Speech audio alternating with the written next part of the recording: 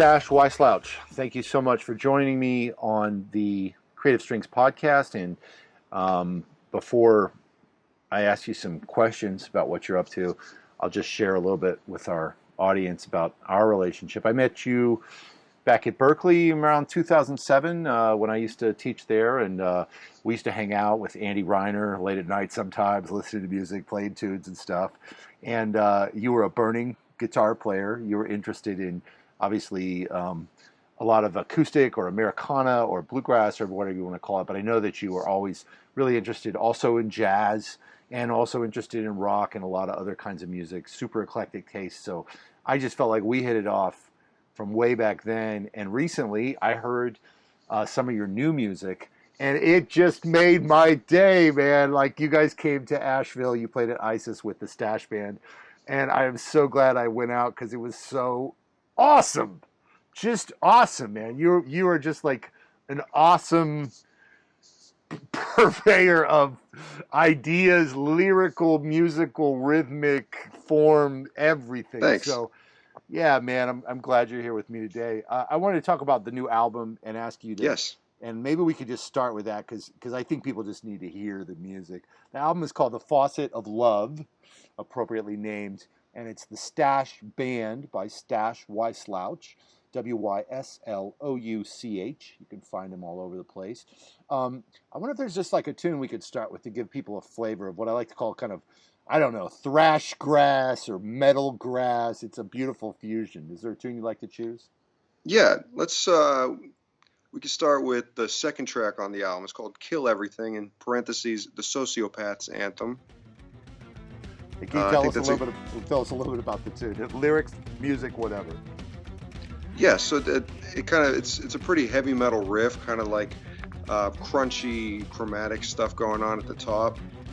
We put a little fuzz synth on it, but mostly it's kind of like all this guitar, fiddle unison stuff, which is a big part of the Stash Band sound. And the lyrics is it's a lot of our lyrics are tongue in cheek, so we're kind of talking about these bizarre people that seem to want to just kill everybody, I guess, and maybe that's not very politically correct at the times, but it's a bizarre feeling that seems to pervade all over the place. So touching on that. Man, thank you. This music is like, yeah, I mean, as professional musicians, we go around and we just hear stuff all the time, and it's just normal. But then when something really knocks you over, it's like, it's exciting. Well, that means a lot coming from you, Chris. Thank you. Yeah, man. How did you get into a position to be surviving and thriving as a sideman, playing with people like Bruce Molsky and others? And or how are you trying to put yourself out there as a leader? Is there anything you could tell us about that journey? It's been the last 5 years, I guess. Yeah, we kind of both to learn about music and to meet people. So I mean, I like academia, and I like learning about the way the notes relate to each other, but also a big part of Berkeley was just going out and meeting people in the scene. So a big part of the attractive thing was Boston. A lot of people play fiddle. A lot of people play mandolin. I was really into bluegrass at that time. That was kind of a cool way to get into that scene. And I didn't necessarily have aspirations to be a band leader, but I like to be a collaborator. So it was just a good place to exchange ideas. Got out of Berkeley, and now it's time to make some money. And it's really just a balancing act. And I was in a touring band for 5 years, the Deadly Gentlemen, and that was led by Greg List. And I learned a lot about leading a band and just kind of the basic logistics of touring, recording, and performing. And so that's kind of how I learned the ropes. I wonder, could you expound upon that? I mean, was there anything that you learned from being on tour with the Deadly Gentlemen that maybe you didn't learn at Berkeley? Or anything you can think of, logistics of touring, recording, all that stuff? Absolutely. Yes. So learning the ropes of touring, for example, is just like the psychological wear and tear. Like they're not going to have a class at Berkeley like, all right, class, today we're going to sleep on the floor while somebody next door is having ragingly loud sex, and maybe somebody's coming in 3 hours into rapid eye movement sleep and vomiting on your feet or something. You know, it's like no, not Right. that that was an exact scenario, but you know, these kind of things you learn. Okay, maybe if I'm on a 7-week tour, I need X amount of sleep every night to be able to do my job well. Yeah. Okay, And so then that's. and then Go beyond ahead. that, just logistics. You know, seeing how the financials play out. When you get X amount of money for a guarantee, are you factoring the gas money? Are you factoring in the car rental? Are you factoring in the per diem that you have to pay all the musicians? And that reality comes in pretty quick in just a week of touring outside of your general region where you live, right?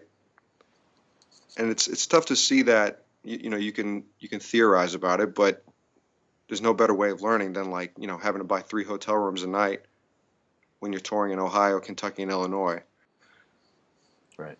Yeah. And so just that. I mean, that was really helpful. So just getting seasoned on the road as a sideman and stuff, and sort of learning what your limits are and how to take care of yourself and what to expect as a sideman. And you've started to transition into doing that as a leader. I mean, you've been touring with the Stash Band, and how is that coming together for you? What's the difference for you, and what have you been doing to try to build your career as a leader?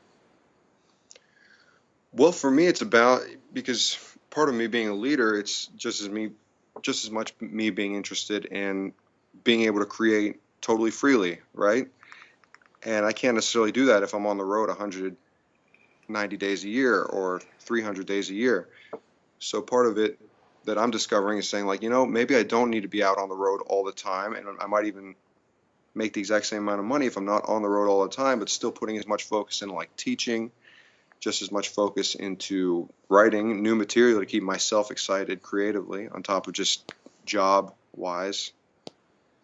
And I'm also really lucky that I play in another band, Malski's Mountain Drifters, and we get to tour a lot, and we play some nice venues, and that's a totally different outlet, which is really fun. So yeah. Cool. So finding the balance and making some of those It's hard choices.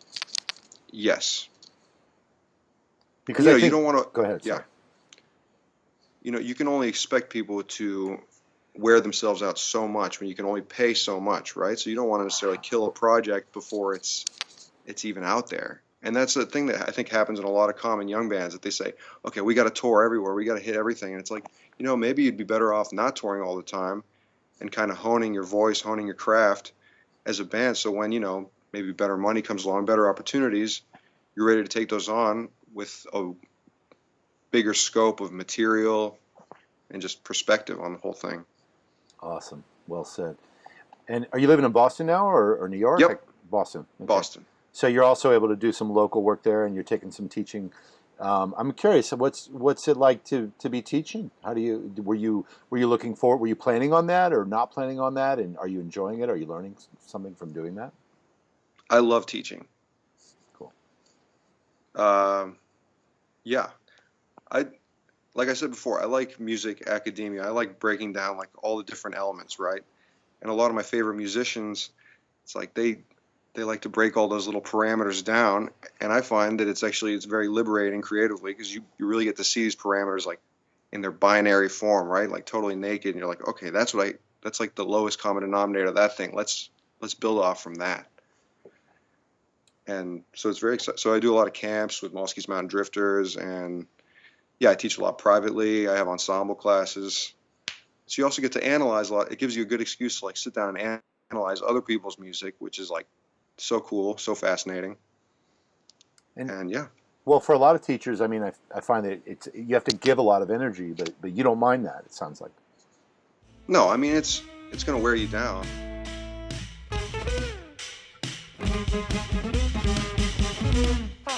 Be kind to a man while he's down. Help him out. A parent's only as happy as his saddest child. The early bird always gets the worm. Yeah. Paradise salad, ticket to paradise. She's so happy, happy as the word can be. Salad, ticket to paradise. Paradise salad, ticket to paradise. She's so happy, happy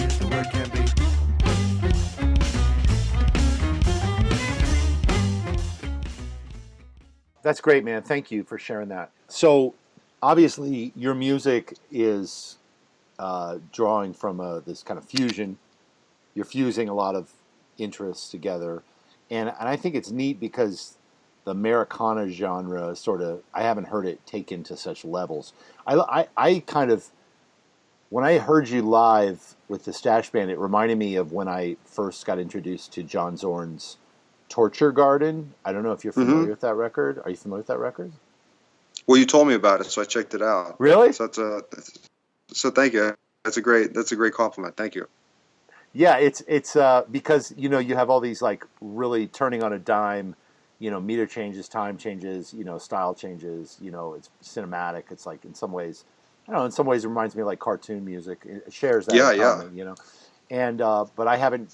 Just the fact that you use as a source material all of this kind of Americana stuff is one of the things I think it's wonderful about it. And I wonder if we could talk about that briefly. How do you envision yourself as a musician? Obviously, you love Americana, but you love other kinds of music. So, is there any way that you would describe either your process or the kinds of music that you focus on when you're writing or when you're practicing? Well, at the core of it, I pretty much just sit down and I'll have an idea or riff and kind of just go off that. Not some like elaborate process of form and preconceived things. So that's kind of the core of it. But yeah, there's a lot of through composition. So it's a lot of like train of thought stuff and then kind of going with the flow and then going back and editing afterwards or not editing. Do you do you do it all just with a guitar in your hand and just kind of like think it through, or do you record stuff and then put it back together in a digital audio workstation, or record little snippets and come back to them, or write it down on paper? What do you do? All the above. And there's a lot of like voice memo vocalization where it's like it'll be more of an approximate shape as opposed to specific notes, and you kind of get like a certain groove, certain rhythm. And then same thing with words. But a lot of it is just sitting down and saying for X amount of hours, let's make something. Let's not worry about if it's going to be good or bad. Let's just make it happen. Wow. I love that. So just kind of making a commitment that I'm going to sit down and I'm going to write something. I don't care what it is. I'm just going to try. Yeah, it's work. Love that. And do you ever say, well, let me write something with this groove the whole way through? Or you already said it's not usually preset parameters, but do you ever try to do that anyway? I guess you must have at one point for a class at Berkeley or something like that. Yeah. Maybe more in like a general vibe sense. Like maybe lately I think, everything's being a little too aggro, and I kind of feel this necessity to have something more like chilled out or like introspective or something. Even if it's just maybe just on general vibes, maybe not a specific groove. Yeah. But specific grooves end up happening based on like my conditioning, based on the vibe that I want, right? Yeah, that's cool. But a vibe, that's great. I love that. And do the words give the vibe? I mean, you come up with the words first and then come with music ever, or both at the same time and separately also. All right, cool. Yeah. There was one verse, there was one lyric that stuck out to me, and I'm wondering if you can remember the tune and we can play it, because I just thought it was so brilliant. It's like, oh man, I'm going to get stuck here because I can't remember the line. It's like everybody, it's like this anthemic thing with like two chords going back to each other. And it's like, was it about Jesus?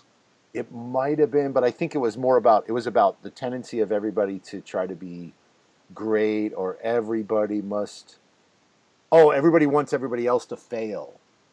Oh yes. Well, we heard that actually that's the outro to Kill Everything. Oh, it is. Okay, good. So I would have just play that outro again now anyway, because maybe we did it earlier. Yeah. But just it's the sociopath's anthem. Oh. It's going through their head. It's not enough to win. Everybody else must fail. Yeah. Like, that was so to me it was so sublime. It's like it just gets to the heart of like people and motivations and stuff.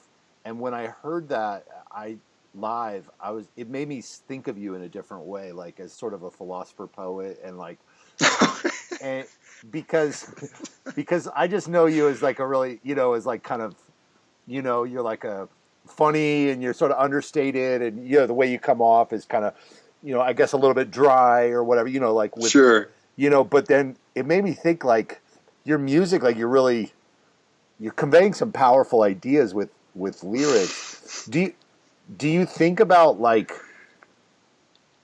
I mean, do you think about that like your lyrics are going to have an effect on people? Because I don't write lyrics, so I mean, it might sound really naive, but to me it seems like you're really kind of, lyrics are powerful. So what do you think of the point of what you do as a lyricist? I mean, what do you see your mission as, if I may be as so pretentious as to use that word? Yes. I have a lot of things going on in the songs, but that was like 9 months ago. So now I'm actually trying to retract my political slants in any song, because I'm starting to think that my new mission is to not be political in music. So it's changing. My mission's changing day to day. Okay, all right, that's fair. With lyrics. But whether or not it's political, it's also about sort of commenting on human nature, and I mean, just it's like, it feels to me like such a brave leap to take a stand with writing words. It's like it's like posting something. Totally. It's like posting an opinion on Facebook, but like exponentially, like 1,000 times more, because you're like, this is really what I believe. It's in a song forever, and it just it made me see you in a different way, because I think that's the power of writing words, and there's such a creative will behind it. Totally. Yes, and there's a lot of risk, which maybe I'm dealing with now, but that's okay. And how do you mean, like you've gotten blowback on some of your words, or? No, but I can imagine. I look at something I said in one song or something. I say, I could see how that could be misconstrued. Like maybe that's not gonna stand up to the test of time. But that's why you got to keep making a record every year and just make sure it's a snapshot, right? That's great. That's great. Well, let's look at another song. Let's look at another snapshot from the record. What could you tell us a little bit about what went into it, what it's about, the music, whatever you want? Yeah, let's go. This is it's got almost like a hip hop Beastie Boys type leaning to it. This is the third track.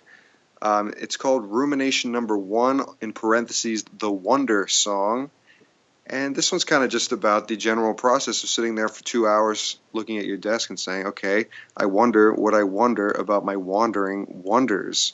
And, I thought, okay, that's kind of the whole process right there in a lyric. So, it's called, there's 4 ruminations on the album. The reason I call it ruminations is because they don't quite qualify as a song in some ways. But then who cares about those qualifications anyways? But then... So in some ways, it's kind of like a thesis to all of my whole songwriting thing. And then it gets a little political, and we'll see, or biblical or something, but that's okay. And it's funny. It's funny, because humor is okay in music. That's awesome. Awesome. Okay, we're going to check this out. Track 3. Track 3 on The Faucet of Love by the Stash Band. Cool, man. This is great. I appreciate you making time for this, Stash. See, something else I can ask you about. What do you think's next for you now that you've done the you've kind of broken the seal, I guess, as a leader with this record and with going out and touring. So, and I can only imagine, because I saw you at ISIS and I know you played some small rooms, and I'm guessing that, it was the kind of break-even touring and just trying to get the word out and, putting the music out to the people. And so I'm guessing that it's a combination of the epic exhaustion that you feel when that's over, but also the excitement of like, I did it. And so where are you? Are you like, okay, let's go back and we got to do it bigger next time? Or like, man, that just really wore me out, or both? Or like, what did you learn from that first tour as a leader, and where are you going to go from that? Oh, good question. Well, at the core of everything, when I'm doing this, the thing that gives me most joy is being able to play this music completely honestly and uncompromisingly. So that's what I'm most interested in at the end of the day, right? So I'd rather play 3 gigs a year where I can do exactly on my terms than have to play 120 gigs a year in that band where I constantly have to compromise and play material that might slightly pander to a certain audience in a certain way, right? Right. So right now I'm in the process of figuring out that balance because you do have to tour a certain amount to have your face out there. People need to know that you're an available act, right? So that requires a certain amount of touring. So I'm figuring it out. Yeah. And then, so after doing that one tour, I would say, or doing the few tours we've done,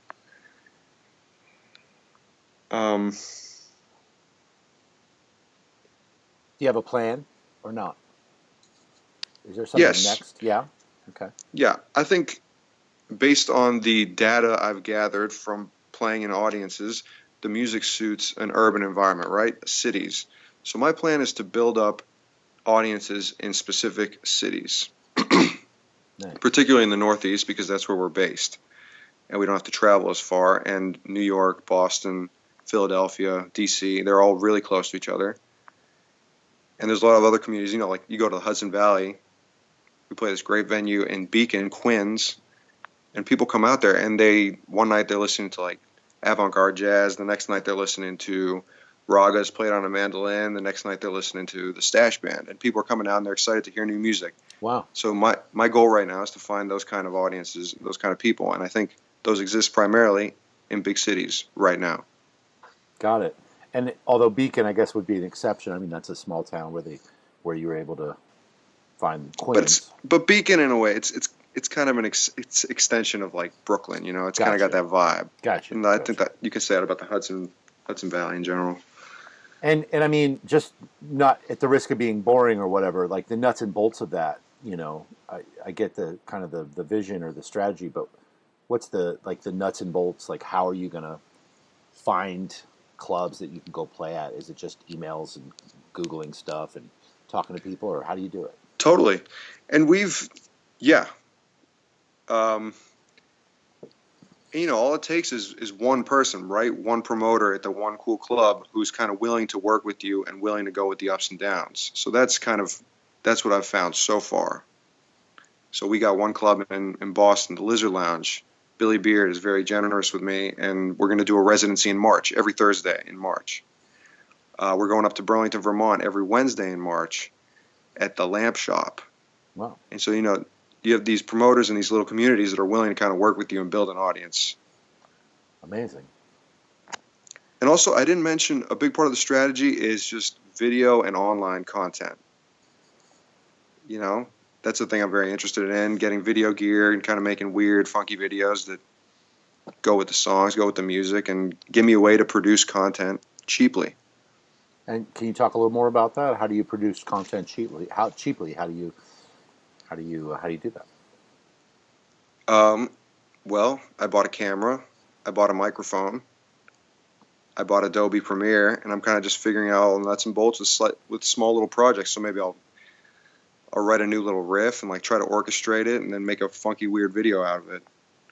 Right? And like, you know, you see kind of the way people respond.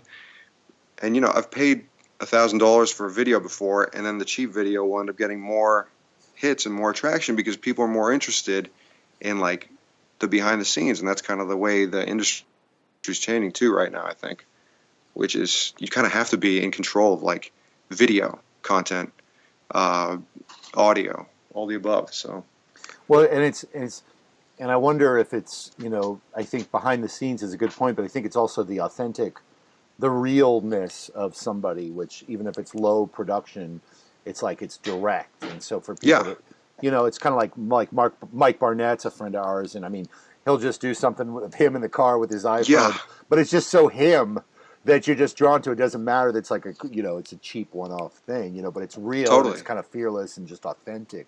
And I think that's one of the things that draws me to your music too, is that the authenticity comes through, the like just complete realness, so directness. So that's great, man. I've been glad to see some of that. Even like the photo I saw with the trio on tricycles, and just it's very speaks to like who you That's our are. promo shot. That's Right. our promo shot. Yeah, I love that.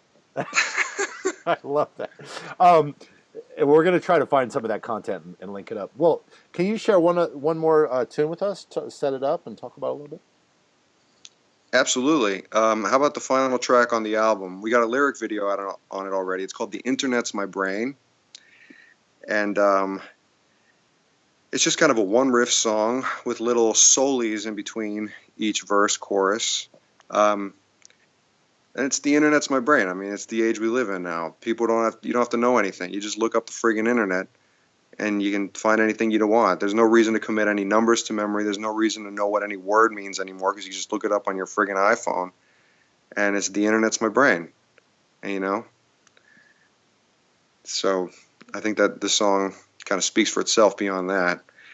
But I like it too because it's got this nice section where Duncan Wickle, amazing fiddle player on the album in the Stash Band, he kind of has this expressionistic, abstract solo that's juxtaposed to some weird, maybe slightly pornographic moaning sounds. Just kind of fun, and we went there.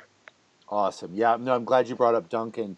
Duncan is a world-class fiddle player, and that was certainly a big part of the attraction of the band was Duncan's creative and his creativity, his virtuosity, and also Sean Trishka on drums. I mean, it's amazing. It's a great unit, and you couldn't obviously you couldn't put this music together with that kind of powerfulness without cats that are really devoted. And so that's great that you've got these guys that you've had this bond with for a long time. So, what's the name of this tune again?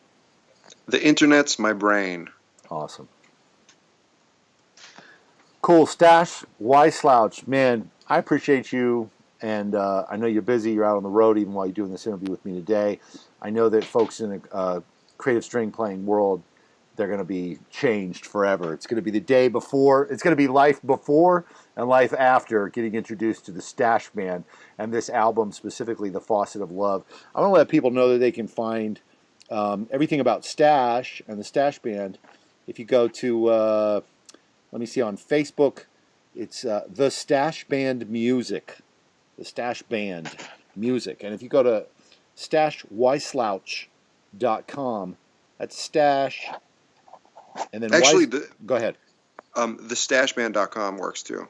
Oh, good. TheStashBand.com and The Stash Band Music on Facebook. Sorry, it was YouTube would be Stash Wyslouch at YouTube. But anyway... look for the Stash Band on Google, and you're going to find some amazingly hilarious content.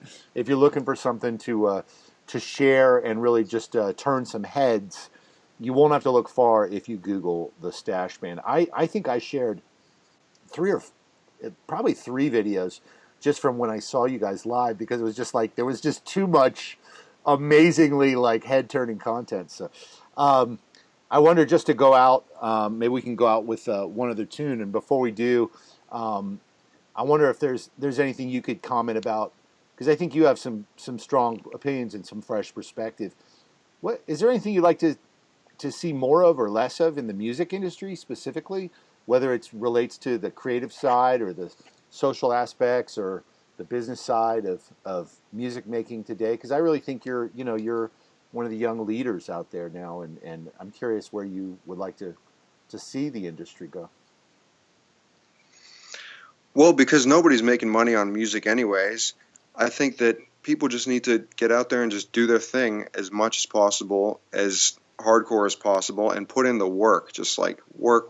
Like, don't buy Instagram followers, don't buy your Facebook followers. Just go out and like work your ass off, And I think that's a really important thing, because there's a lot of jargon, internet jargon going on, and that's what I think will stand the test of time, no matter all these like weird industry fluxes.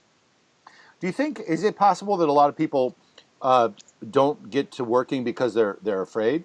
That people are afraid to put something out because they're just afraid that it's not going to be good enough, or they're not going to get a response. I mean, that's one of the things I love about what you're doing is it's so fearless. It's so it seems to be so true to who you are. Do you notice that at all, or do you have any thoughts? Absolutely, about absolutely, and I think it's a direct.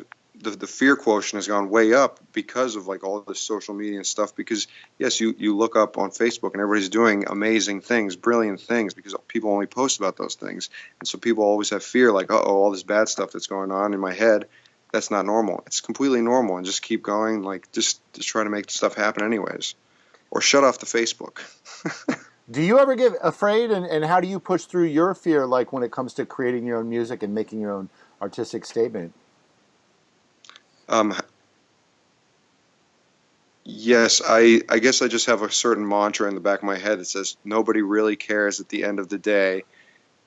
And are you going to die regretting this very moment? That's okay. Got it. That's good. I like that. Mantras are good. Cool, man. Thanks again, Stash. Give us one more title that we can run just to take this out. Absolutely. How about track 7, More War Away from Har? It's the most thrash grass you can get on the album. More Track war 7. away from Away har. from Har. I love it. Thank you so much, Stash. Thank you, Christian. Thanks so much for having me.